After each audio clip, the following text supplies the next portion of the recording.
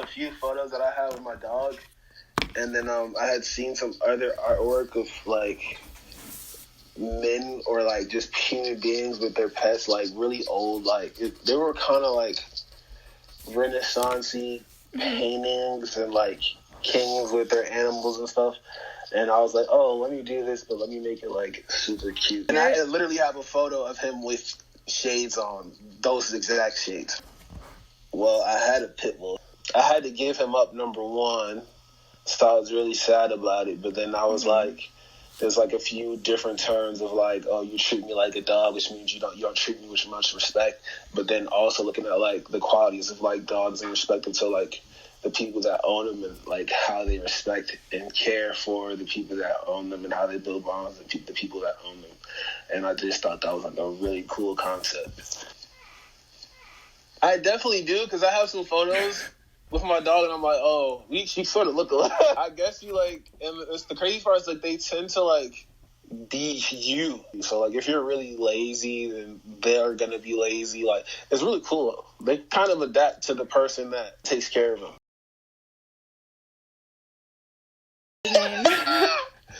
Oh my god! Must have been a crib listening to Brit Fire. I listened to a lot of Nirvana. A lot of Nirvana. Yeah, a lot of Nevermind. I listen to that album all the time. One of my favorite albums. Oh my god! Like, Drain You on Nirvana. On Nevermind is so crazy. I mean, Come As You Are, amazing song.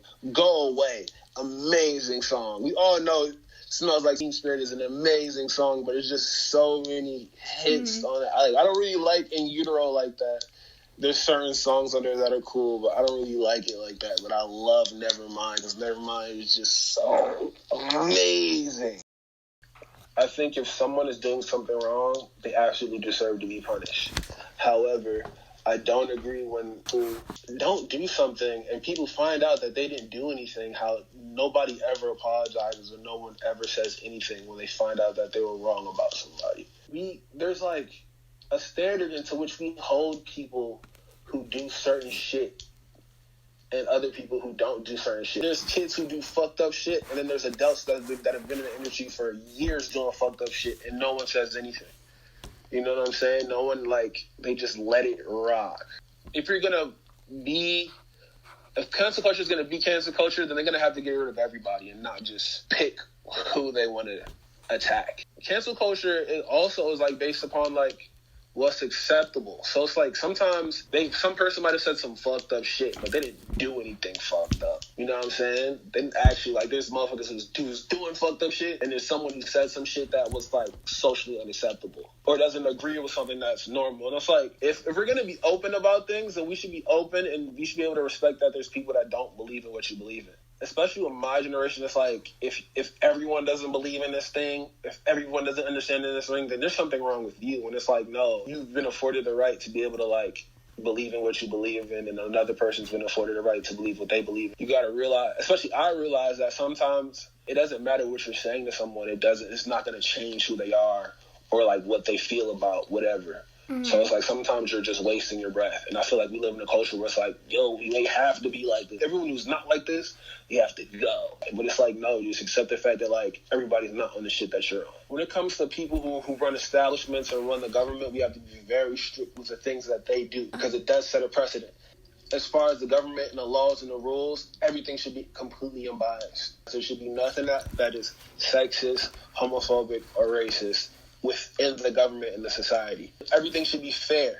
But, like, you can't change who people are. Some people are just fucked up people. Like, that's just who they are, and that's how they're going to be for the rest of their life. And sometimes it takes them going through some shit to understand someone else's shit. Can to a degree, but a lot of times it's like, I don't fuck with R. Kelly. I don't fuck with R. Kelly. He got good music, but I don't fuck with R. Kelly. I can't fuck with R. Kelly.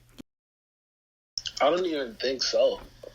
2020 was a cool year for me, because I got to focus on myself, and I got to put out a really good project, and it was like a lot of things changed for me. But all I learned really from last year to, like, trust myself, and that's it. Really just trust myself, understanding that I can do whatever I want.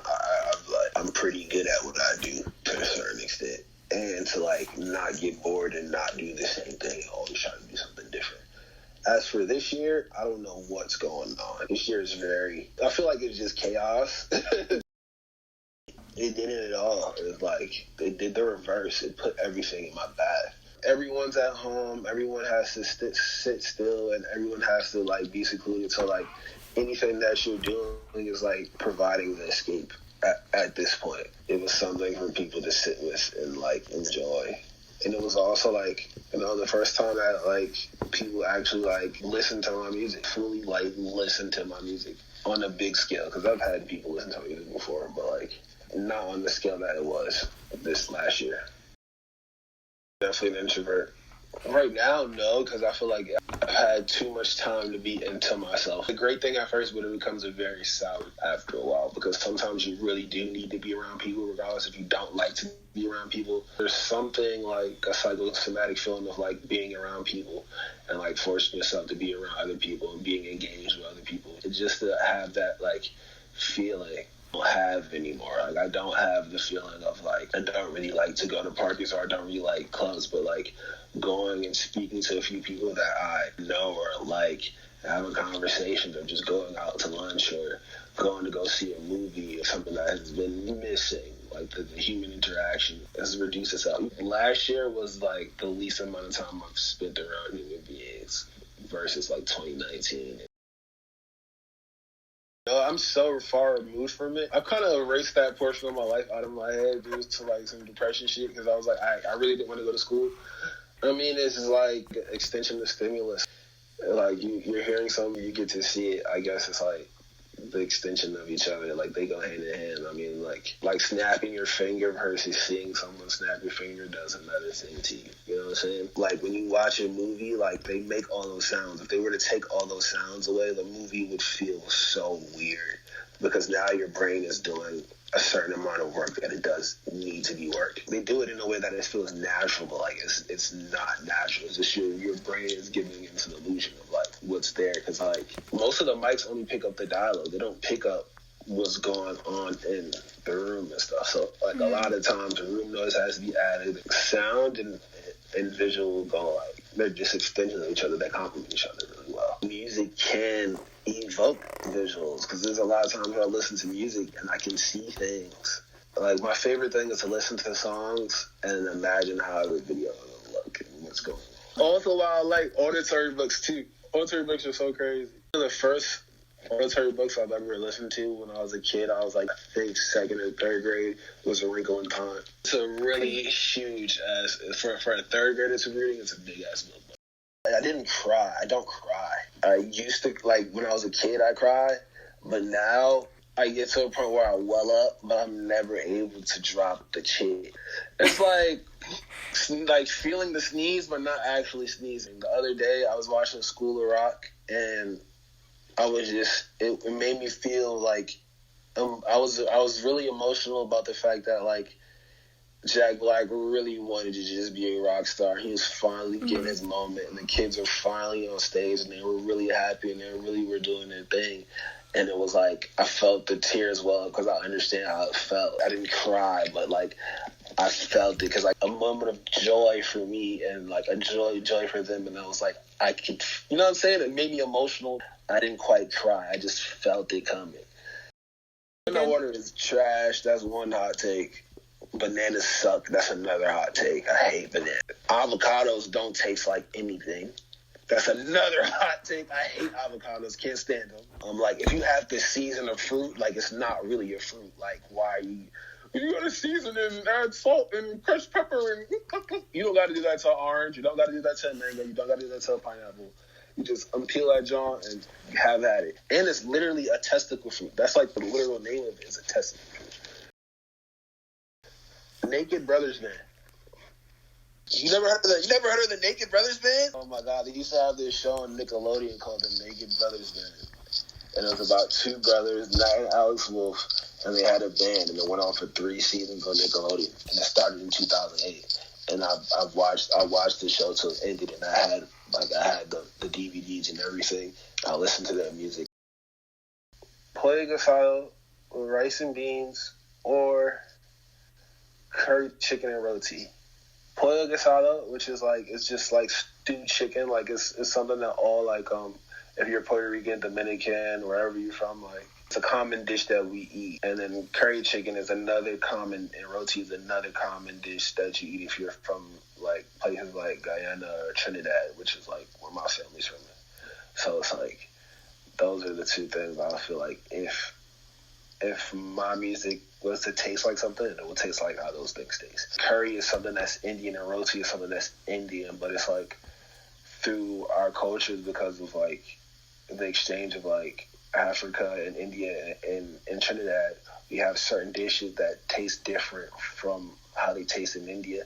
And in Dominican Republic, we have dishes that, like, of course, Puerto Ricans and a lot of other Spanish-speaking Caribbean places have. They all kind of taste the same because of the colonization of Africans being transported to those places in the Caribbean, such as Trinidad and Dominican Republic and Puerto Rico and those places. So we all have like a common tie back with another country, but it's also fused with the culture that has been there already.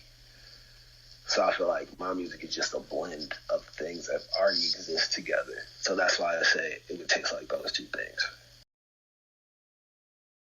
I draw from things like pop music, reggae, dancehall, dub, soca, of course hip-hop, rap, jazz, grunge music, rock, house music, tech. Like, there's so many things I listen to on the daily.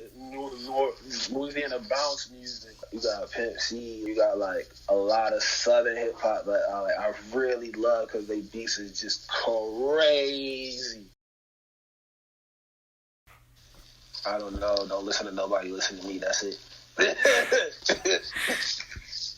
I do got one, matter of fact. Fifth Power. Fifth Power, Silk Money, and Cyrax. That's it. I don't have nothing to say either. That's it? Yeah, that's it. No needles? No what? No needles? No needles. What does that mean? Like, you go to the doctor and you get a checkup. No needles. Oh, yeah. That's it.